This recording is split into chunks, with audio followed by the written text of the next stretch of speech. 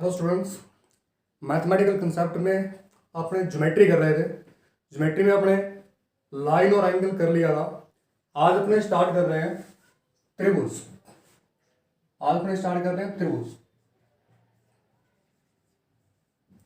Triangle. त्रिभुज क्या होता है? तीन भुजाओं से घिरी बंद आकृति क्या कहलाती है? त्रिभुज। ठीक है, तीन भुजाओं से घिरी बंद आकृति को क्या कहते हैं? अपने त्रिभुज कहते हैं। ठीक है, तो तीन भुजाओं से घिरी बंद आकृति कैसे बनाओगे आप? इस प्रकार से बनाओगे। ठीक है, इसमें ये और ये इसके क्या है? शीर्ष है। जैसे इसको नाम दे दिया अपने ए बी सी। ये ए बी सी इसके क्या है? शीर्ष है। और ये एंगल बने इसके ए बी और सी। ठीक है, तो त्रिभुज में कितने एंगल होते हैं? तीन एंगल होते हैं। तो तीनों कोणों का योग कितना होता है? Angle A plus angle B plus angle C is equal to कितना? 180। ये आपको ध्यान रखना। त्रिभुज के तीनों कोणों का योग कितना होता है? 180 डिग्री होता है। और अपने इसके टाइप्स के बारे में पढ़ते हैं कि त्रिभुज कितने प्रकार के होते हैं। तो इसको दो वर्गों में डिवाइड किया गया है। इसको एक तो भुजाओं के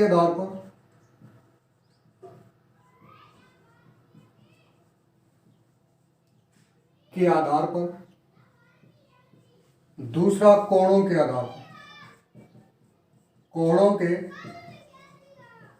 आधार पर। भुजाओं के आधार पर कितने टाइप के होते हैं? ये तीन टाइप के। भुजाओं के आधार पर ये तीन टाइप के होते हैं। नंबर एक, समबाहु त्रिभुज। दूसरा, समद्विबाहु त्रिभुज। तीसरा, विषमबाहु त्रिभुज।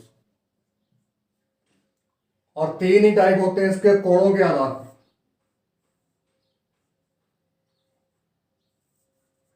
तीन ही टाइप होते हैं कोणों के आधार पर। पहला होता है समकोण त्रिभुज। दूसरा, न्यून कोण त्रिभुज। और तीसरा, अधिक कोण त्रिभुज।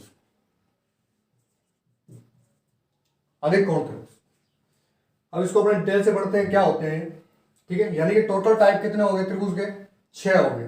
तीन तो भुजाओं के आधार पर और तीन ही कोणों के आधार पर। सबसे पहले अपने पढ़ते हैं समबाहु त्रिभुज। समबाहु त्रिभुज क्या होता है? ऐसा त्रिभुज जिसकी सभी भुजाएं बराबर क्या कहलाता है? समबाहु त्रिभुज होता है। जैसे अपने बनाया ये। ठीक है, ए बी सी, इसकी सारी साइड क्या होगी? इक्वल, यानी कि ए बी बराबर होगी बी सी के बराबर होगी ए सी। इट मीन यदि ये 2 सेंटीमीटर की है तो ये भी 2 सेंटीमीटर की होगी और ये भी 2 सेंटीमीटर, तो वो समबाहु त्रिभुज होगा। दूसरी बात, इसके सभी कोण क्या होते हैं? बराबर होते हैं। एंगल ए इक्वल होगा एंगल बी के, इक्वल होगा एंगल सी के। इनकी वैल्यू होती है 60 डिग्री। यानी कि समबाहु त्रिभुज का प्रत्येक कोण कितने डिग्री का होता है? 60 डिग्री का होता है। ठीक है, तो ये था अपना समबाहु त्रिभुज। इसके बाद समद्विबाहु त्रिभुज पे आते हैं हम। समद्विबाहु त्रिभुज क्या होता है? ऐसा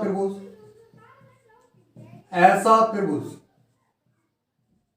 जिसकी कोई दो भुजाएं बराबर हो, क्या होता है? समद्विबाहु त्रिभुज होता है। जैसे ये बनाया आपने ट्रायंगल, ये वाला ए बी सी, इसकी दो साइड मान लो ये इक्वल, ए बी है वो बराबर है ए सी के। और दूसरी बात, बराबर भुजाओं के समूह कोण भी क्या रहते हैं? इसमें बराबर रहते हैं। कोण, इसके सामने कोण कौन सा बना? बी। इसके सामने कौन सा बन रहा? सी। यानी कि एंगल बी बराबर होगा एंगल सी का। इट मीन यदि ये 30 डिग्री है तो ये भी कितना होगा? 30 डिग्री होगा। ठीक है, तो ये अपना होता है समद्विबाहु त्रिभुज। इसके बाद विषम बाहु त्रिभुज क्या होता है? ऐसा त्रिभुज जिसकी सभी भुजाएं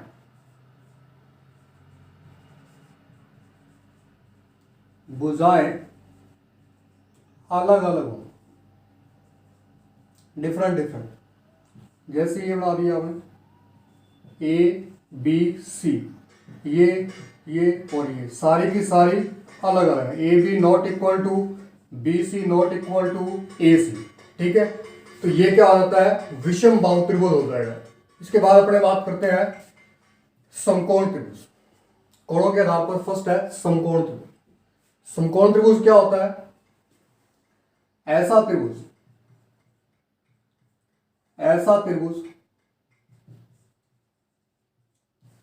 जिसका कोई एक कोण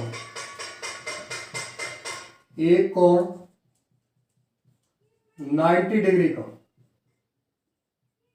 90 डिग्री का, यानी कि ये बनाया जैसे मैंने, ये 90 डिग्री है, ए बी एंड सी, ठीक है। तो ये होता है अपना राइट एंगल, ठीक है, ट्रायंगल, समकोण त्रिभुज। इसमें क्या होता है? ये मान लो थीटा एंगल है, तो इसमें इसको बोलते हैं अपने आधार, और थीटा के जस्ट सामने होता है लंब, ठीक है, और 90 के जस्ट सामने होता है कर्ण, ठीक है। तो समकोण त्रिभुज में क्या रहती है? प्रमेय होती है पाइथागोरस प्रमेय। वो देख लो क्या होती है, पाइथागोरस प्रमेय। पाइथागोरस प्रमेय क्या होती है? कर्ण स्क्वायर बराबर लंब स्क्वायर प्लस आधार स्क्वायर। ये पाइथागोरस प्रमेय होती है, लंब कर्ण आधार में संबंध को शो करती है कि लंब कर्ण आधार में संबंध क्या होता है समकोण त्रिभुज में? कर्ण स्क्वायर बराबर लंब स्क्वायर प्लस आधार स्क्वायर, ठीक है। तो ये पाइथागोरस थ्योरम लगती है समकोण त्रिभुज। नेक्स्ट आता है न्यूनकोण त्रिभुज। ऐसा त्रिभुज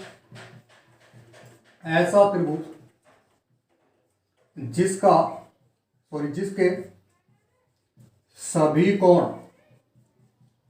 90 डिग्री से छोटे हो, यानी कि theta will be less than 90 degree, ठीक है। जैसे ये कोई भी ट्रायंगल बनाया आपने, इसमें सारे के सारे एंगल क्या है? 90 से छोटे हैं, तो ये क्या हो जाएगा? न्यूनकोण त्रिभुज हो जाएगा। नेक्स्ट आता है अधिक कोण त्रिभुज, ठीक है। अधिक कोण त्रिभुज क्या होता है? ऐसा त्रिभुज जिसका कोई एक कोण 90 डिग्री से अधिक हो, तो क्या कहलाता है? अधिक कोण त्रिभुज। जैसे अपने ये बनाया इस प्रकार से, ये जो एक एंगल है ये 90 डिग्री से क्या है? बड़ा है, तो ये त्रिभुज क्या हो जाएगा? अधिक कोण त्रिभुज हो जाएगा, ठीक है। तो ये त्रिभुजों के कुछ प्रकार हैं, ठीक है, भुजाओं के आधार पर और कोणों के आधार पर। तो टोटल यदि आपसे पूछा जाए कि ट्रायंगल कितने टाइप के होते हैं? 6 टाइप के होते हैं। 3 तो भुजाओं के आधार पर और 3 ही कोणों के आधार पर। भुजाओं के आधार पर समबाहु, समद्विबाहु, विषम बाहु। कोणों के आधार पर समकोण त्रिभुज, न्यूनकोण त्रिभुज और अधिक कोण त्रिभुज, ठीक है। तो इसको आप लोग नोट करो। इसके बाद अपने कुछ प्रॉपर्टीज है इसकी, वो देख लेते हैं। त्रिभुज की कुछ प्रॉपर्टीज हैं।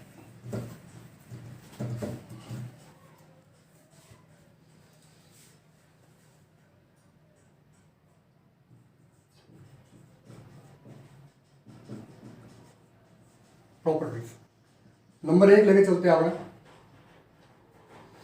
जैसे मान लो ये कोण त्रिभुज, सॉरी, ठीक है, इसमें एक ये बाह्य कोण बन रहा है, ठीक है, A B C and D है।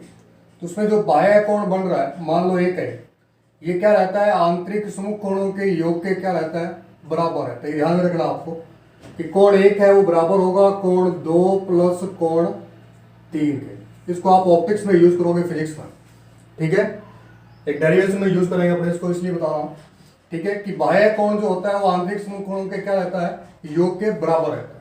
नंबर 2, एक होती है इसमें माध्यिका। जो जो चीजें यूज होंगी फिजिक्स में वही भी बताऊंगा, ठीक है ना।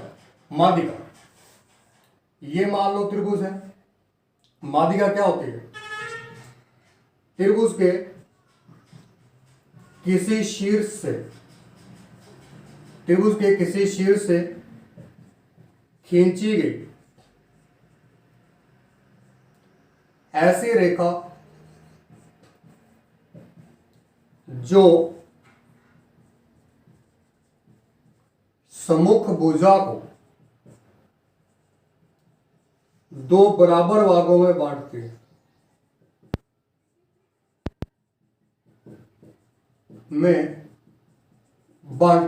क्या कहलाती है? मीडियन या माध्यिका।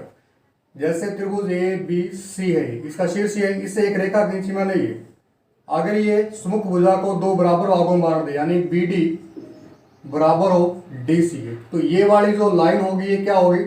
माध्यिका या मीडियन होगी, ठीक है।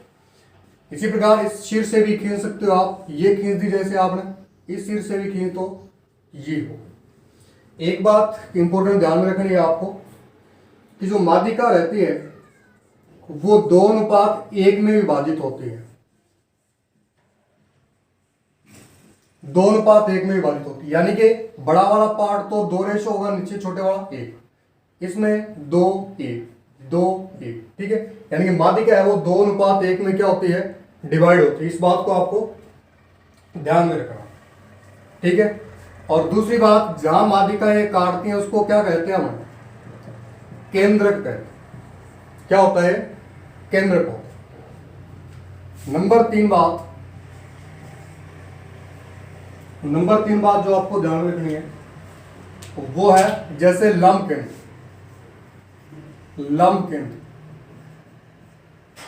ये क्या होता है?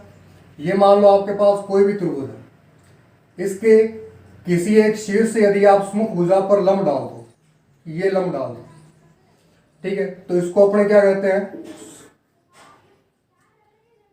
शीर्ष लंब लिखते हैं। सॉरी, अपने लंब केंद्र बाद में लिखते हैं इसी में शीर्ष लंब। तो त्रिभुज के किसी एक शीर्ष से सम्मुख भुजा पर डाला गया लंब क्या कहलाता है? शीर्ष लंब कहलाता है, डी, ठीक है। इस शीर्ष से डालोगे तो ये वाला लंब, इस शीर्ष से डालोगे तो ये वाला लंब एफ, और जहां ये शीर्ष लंब काटेंगे वो इसका क्या कहलाएगा? लंब केंद्र कहलाएगा, ठीक है। तो ये होता है शीर्ष लंब। तो ये कुछ त्रिभुज की क्या थी? प्रॉपर्टीज थी जो आपको ध्यान में रखना। इसके बाद अपने इंपॉर्टेंट चीज करते हैं, त्रिभुजों की सर्वांग समता और समरूपता। इसको आप लोग ध्यान से देखोगे क्योंकि इसमें मोस्टली कंफ्यूजन रहती है, तो इसको ध्यान से समझोगे आप। इसमें अपने साथ साथ में अंतर कर लेंगे कि समरूपता और सर्वांग समता में अंतर क्या होता है, वो भी आपको पता चल जाएगा। जैसे इस साइड में मैंने लिख दिया सर्वांग समता, इस साइड में लिख दिया समरूपता।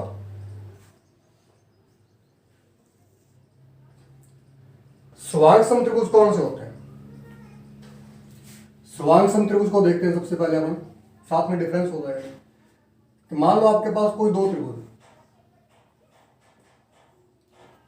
त्रिभुज है, A B C D E and F, ठीक है। सर्वांग सम त्रिभुज क्या होते हैं? कौन से होते हैं? जिनके ऐसे दो त्रिभुज जिनके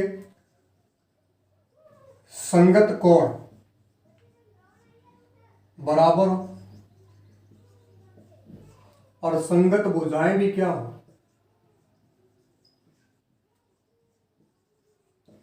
बराबर, वो क्या कहलाते हैं? सर्वांग सम त्रिभुज होते हैं। जैसे इन दोनों त्रिभुजों देखो आप, कोण ए के संगत कोण डी, तो संगत कोण ए बराबर होगा किसके? कोण डी के। बी के संगत ई, तो कोण बी बराबर होगा किसके? कोण ई के। सी के संगत कौन सा? एफ, कोण सी बराबर होगा किसके? एफ। और भुजाएं भी क्या रहती हैं इसमें, बराबर रहती हैं। ए बी के संगत भुजा कौन सी, डी, ए बी बराबर होगी डी। बी सी के संगत ई एफ, तो बी सी बराबर होगी ई एफ। ए सी के संगत कौन सी होगी, डी एफ, ए सी बराबर होगी किसके, डी एफ। ठीक है, तो ये त्रिभुज क्या होते हैं, सर्वांगसम, यानी कि जो त्रिभुज सर्वांगसम होंगे उनकी संगत भुजाएं क्या होंगी, बराबर होंगी, और संगत कोण क्या होंगे, बराबर। अब अपने बात करते हैं समरूप त्रिभुज कौन से होते हैं।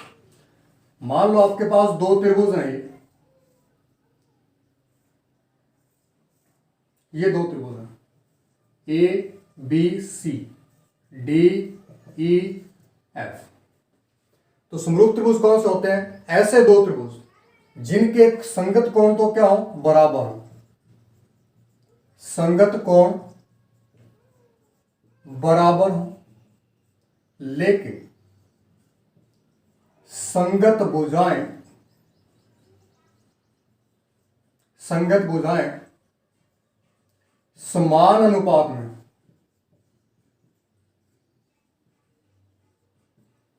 ठीक है। तो इनमें यही डिफरेंस आए, इसमें संगत कोण बराबर, इसमें भी संगत कोण बराबर। इसमें संगत भुजाएं बराबर है, लेकिन इसमें संगत भुजाएं क्या होंगी, समान अनुपात में होंगी। कैसे देखो, संगत कोण बराबर करते हैं, कोण ए के संगत कौन सा, डी, तो कोण ए बराबर होगा कोण डी के, संगत का मतलब उसी के जैसा। कोण बी के संगत कौन सा, ई, तो कोण बी बराबर होगा किसके, ई के। कोण सी के संगत कौन सा, एफ, कोण सी बराबर होगा किसके, एफ। ठीक है, अब संगत भुजाएं क्या करनी है आपको, समान अनुपात में। ए बी के संगत कौन सी है, डी, तो ए बी बटा में डी बराबर बी सी के संगत कौन सी है, ई एफ, बी सी बटा में ई एफ। ए सी के संगत कौन सी है, डी एफ, तो ए सी बटा में डी एफ। यानी कि संगत भुजाएं क्या रहेगी, समान अनुपात। इसको ऑप्टिक्स में यूज करोगे आप डेरिवेशंस में, ठीक है। तो ये सर्वांग समता और समरूपता में अंतर फर्स्ट, ठीक है। दूसरी बात ये, यदि आपको कोई दो त्रिभुज सर्वांगसम या समरूप सिद्ध करने हो तो उसके लिए आप लोग प्रॉपर्टीज लगाते हो, गुणधर्म लगाते हो, वो कौन से हैं, ठीक है। जैसे मान लो कोई भी दो त्रिभुज आपको सर्वांगसम सिद्ध करने हैं, सिद्ध करने के लिए आप क्या करोगे, कुछ प्रॉपर्टीज लगाओगे जिसके बारे में आपको ध्यान में रखना है। जैसे यदि आप किन्हीं भी दो त्रिभुजों की संगत भुजाएं बराबर कर दो, साइड साइड साइड गुणधर्म, संगत भुजाएं किसी नियम से बराबर कर दो, तो वो क्या हो जाएंगे, सर्वांगसम हो जाएंगे, ठीक है। दूसरी, यदि आप सारे के सारे एंगल बराबर कर दो, एंगल एंगल एंगल प्रॉपर्टी, कौन कौन कौन, यदि आप सभी संगत कोण बराबर कर दो तो वो त्रिभुज क्या हो जाएंगे, दोनों सर्वांगसम हो जाएंगे। तीसरी, यदि आप एक साइड, एक एंगल और एक साइड, संगत साइडें और उनके द्वारा बनने वाला कोण बराबर कर दो तो वो भी त्रिभुज क्या हो जाएंगे, सर्वांगसम हो जाएंगे। नंबर 4, एंगल साइड एंगल, यदि आप दो कोण और उनके बीच की भुजा को बराबर कर दो तो वो भी त्रिभुज क्या हो जाएंगे, सर्वांगसम हो जाएंगे, ठीक है। और लास्ट RHS रूल, RHS समकोण त्रिभुजों में लगता है, R का मतलब राइट एंगल समकोण, ठीक है, 90 डिग्री कोण, हाइपोटेन्यूज कर्ण, और कोई भी एक भुजा बराबर कर देते हो तो इसका मतलब वो त्रिभुज क्या हो जाएंगे, सर्वांगसम हो जाएंगे, ठीक है। तो इनमें से कोई भी एक प्रॉपर्टी लगाकर इन त्रिभुजों को आप क्या कर सकते हो, सर्वांगसम कर सकते हो। इसमें प्रॉपर्टी लगाओगे आप, अगर आपको कोई भी दो त्रिभुज समरूप सिद्ध करने हैं, ठीक है, तो उसके लिए क्या करोगे आप, नंबर 1 प्रॉपर्टी वेरी सिंपल, यदि आप त्रिभुज के कोई भी दो कोण बराबर कर दो, यदि आपके पास मान लो कोई दो त्रिभुज दिए हैं, इनके कोई भी दो कोण बराबर कर दो तो वो त्रिभुज क्या हो जाएंगे, समरूप सिद्ध हो जाएंगे, तो वो त्रिभुज क्या हो जाएंगे, समरूप सिद्ध हो जाएंगे। दूसरी बात, यदि आप इनकी सभी भुजाओं को समान अनुपात में कर दो, जैसे ये किए हैं, समान अनुपात में सिद्ध कर दो, तब भी ये त्रिभुज क्या हो जाएंगे, समरूप सिद्ध हो जाएंगे। यदि आप साइड एंगल साइड प्रॉपर्टी लगा दो, यानी कि दो भुजाएं समान अनुपात में उनके बीच बनने वाला कोण बराबर कर दो आप, ठीक है, तब भी वो त्रिभुज क्या हो जाएंगे, समरूप हो जाएंगे। जैसे ये दो साइड है, ठीक है, इसके बीच बनने वाला कोण ये बराबर कर दो, ए बी बटा में डी और डी ए सी बटा में डी एफ कर दो और कोण ए कोण डी के बराबर कर दो, तो अभी त्रिभुज क्या हो जाएंगे, समरूप हो जाएंगे। तो इन प्रॉपर्टी से आप लोग त्रिभुज को क्या सिद्ध कर सकते हो, समरूप सिद्ध कर सकते हो, ठीक है। अब लास्ट आता है कि जो समरूप त्रिभुज होते हैं इनको शो कैसे करें अपन। जैसे त्रिभुज ए बी सी समरूप है डी एफ, तो इसको लिखते कैसे हैं, त्रिभुज ए बी सी सर्वांग सम, सर्वांग सम का निशान ये होता है, त्रिभुज डी एफ, ठीक है, यानी कि त्रिभुज ए बी सी सर्वांग सम है किसके, डी एफ। अगर आपके कोई भी दो त्रिभुज समरूप सिद्ध हो जाते हैं तो उसको लास्ट में कैसे लिखते हैं आप, कि त्रिभुज